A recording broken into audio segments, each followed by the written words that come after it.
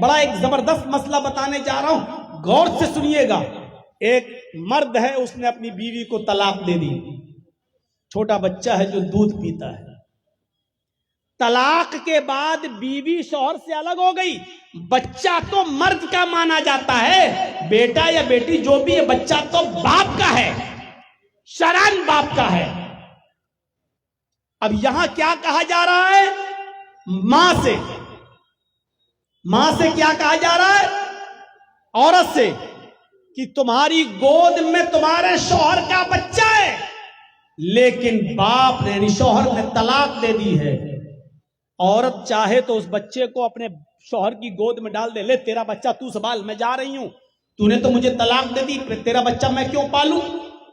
جائز ہے، ماں کہہ سکتی ہے یہ، کیونکہ بچہ باپ کا مانا جائے گا۔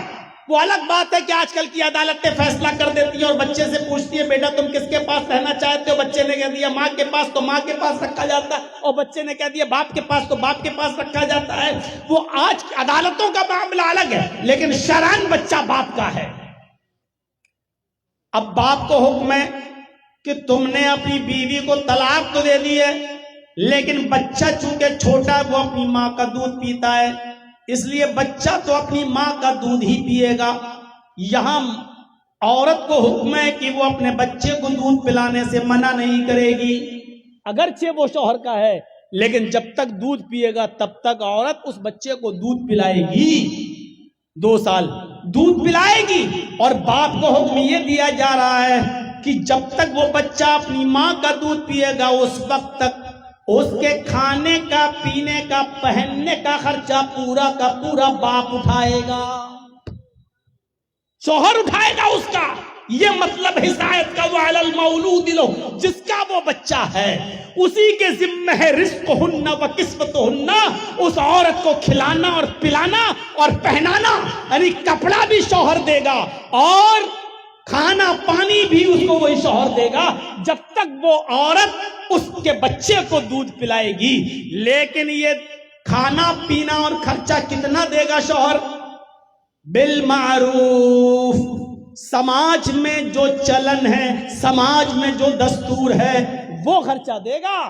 اگر سماج میں دال چاول کھایا جاتا ہے تو دال چاول کھلائے گا، یہ نہیں کہ دال چاول چلتا ہے اور عورت کہے گی تیرے بچے کو دودھ پلا رہی نا، بریانی دے ہمیں پورے 2 سال تک، ہم قورمہ کھائیں گے 2 سال تک، ہم نہیں۔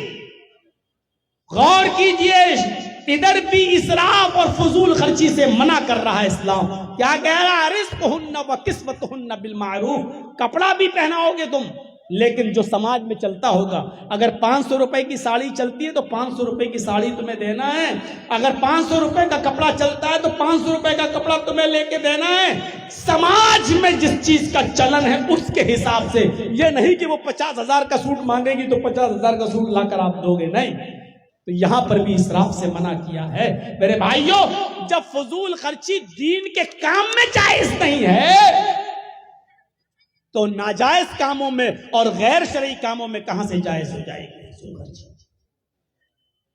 تو اس لیے شادی اور بیاہ کے اندر فضول خرچی سے ہمیں اپنے معاشرے کو پاک کرنا ہے، اپنے معاشرے کو صاف کرنا ہے، فضول خرچی سے ہمیں اپنے آپ کو بچانا ہے۔